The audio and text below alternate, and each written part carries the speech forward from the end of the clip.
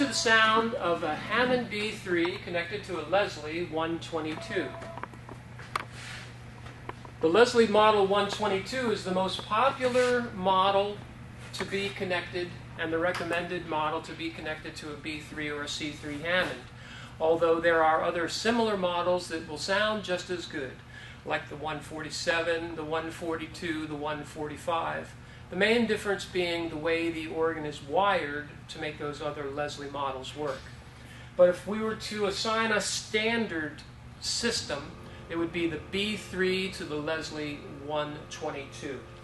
Right now, turning in the slow mode, also called chorale, it's a very pleasing sound and more modern compared to slow and off. Although many jazz musicians actually will unplug the slow motors and they prefer the off position. But this is a model 122. You have your upper rotor, your lower rotor, and these rotors are not the items that actually produce the sound. They're not the speakers. The speakers we will see inside this chamber. These rotors modify the sound. They do not produce the sound. They modify the sound by creating a motion. It's a motion, and it's what's called the Doppler effect that is created.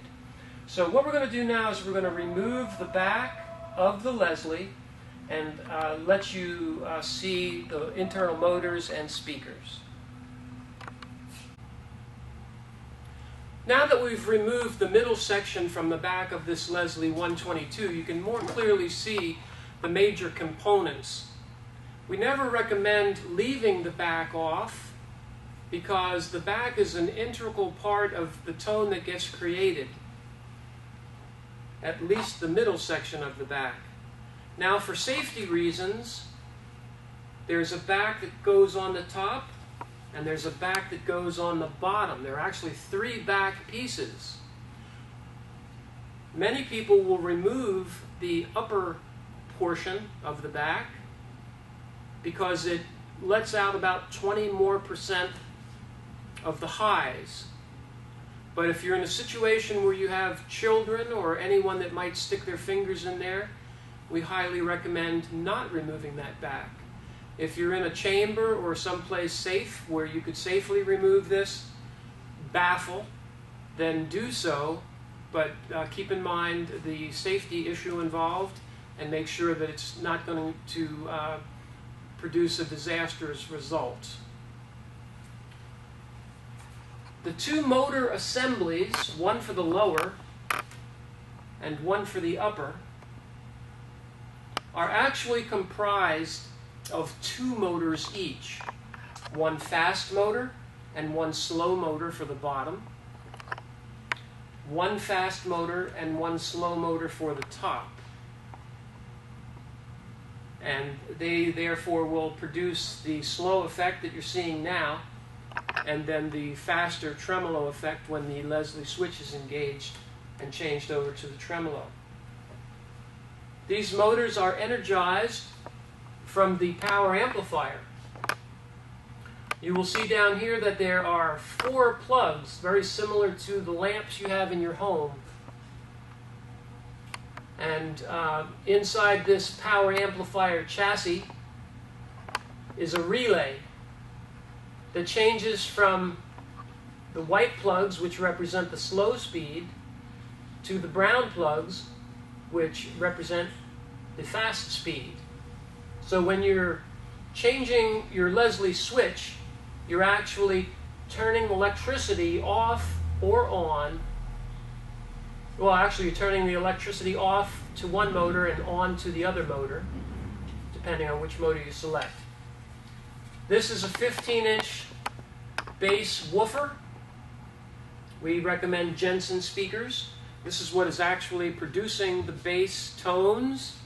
The speaker is speaking down through and into the lower rotor, which modifies the sound with the Doppler effect. Anytime you put sound into motion, there is an effect a perception that the sound is actually changing. And the most graphic example is when a train is going down the track and you're standing by it, by the track. The train sound never actually changed, just your perception of that sound. So the power amplifier, which is powered by vacuum tubes, has a volume knob here. We never want that to go beyond 7.5, or we never want that to go beyond when it starts to distort. So the signal comes from the organ into the power amp. It then travels to a crossover network behind the lower motor where the highs are separated from the lows. The high frequencies are then channeled up to the upper tweeter speaker here. That's a Jensen V21 speaker. There's also a new speaker called a Ferrofluid Speaker that can handle a little more power. And people have experimented over the years with many different types of tweeters, but the classic sound comes from the V21 Jensen, combined with a 15-inch Jensen.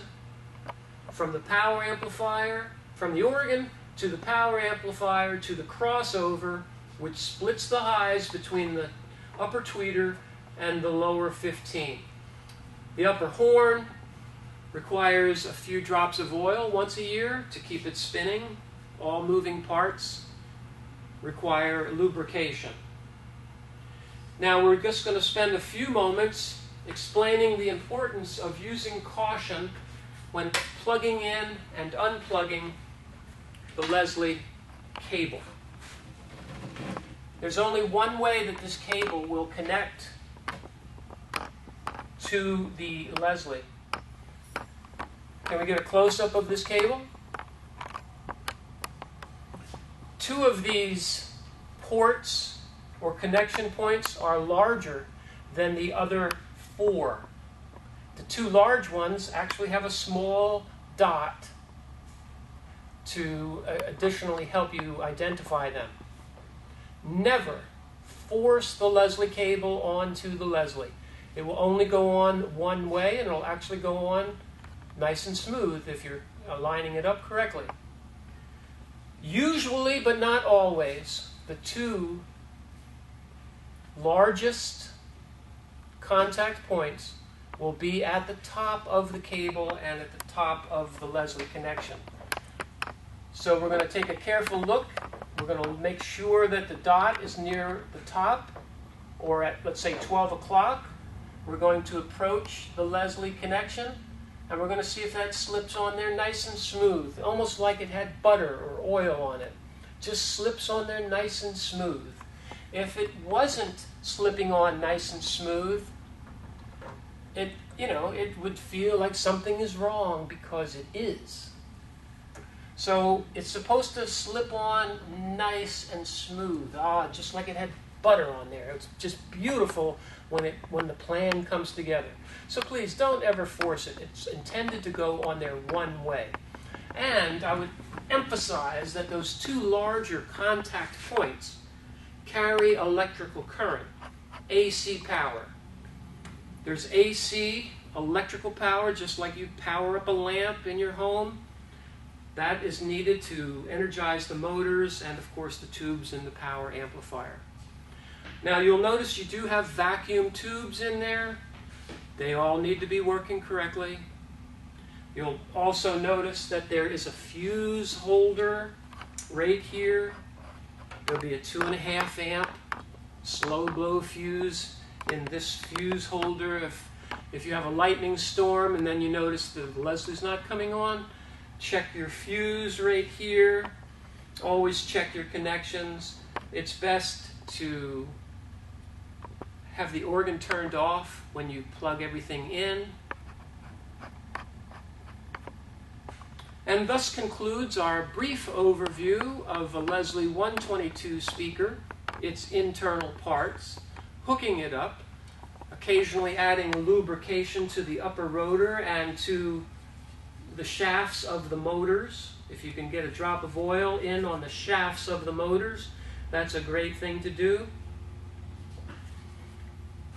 Only remove the top portion to let 20% more out of the highs if you feel it's safe and there's no chance any little children will get near it or people sticking their hands in there.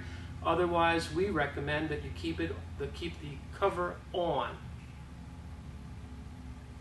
And we'll go ahead and conclude and say thank you for your time and attention. If you have any questions, if you'd like to add a second Leslie speaker, it'll sound even better than one. I'm Jim Huss, signing off from Keyboard Exchange International. We've talked before about the importance of using Hammond organ oil only in the Hammond organ. But because it's such a fine product, it can be used in the Leslie as well. And I always like this little hint that the Leslie people gave us. It says, oil here. That's a great indicator for us, you know, it really is. There's a little hole there right below the sign that says, oil here. But what I would like to emphasize, after you put a few drops of oil in that little oil port, stop oiling it. We're only talking drops of oil, 3 to 5 drops of oil, because you do not want to contaminate your tweeter speaker. So this is not a situation where more oil is better.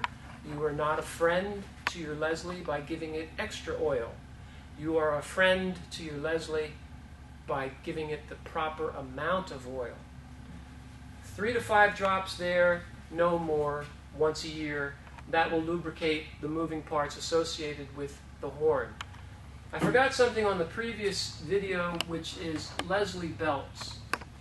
You've got a cloth belt connecting the motor to the horn, much like a fan belt on your car. Those should be observed and changed from time to time. Keyboard Exchange will be soon offering a package of parts that the belts are included, the oil is included, some good instructions are included on how to install these parts on your organ to keep it up and running correctly. This was just a short video to show you where to oil. Follow the obvious instructions. It says oil here. Put a dab of oil, a few drops on the motor shaft, upper and lower, fast and slow, and you'll be golden. Jim Huss signing off from Keyboard Exchange International.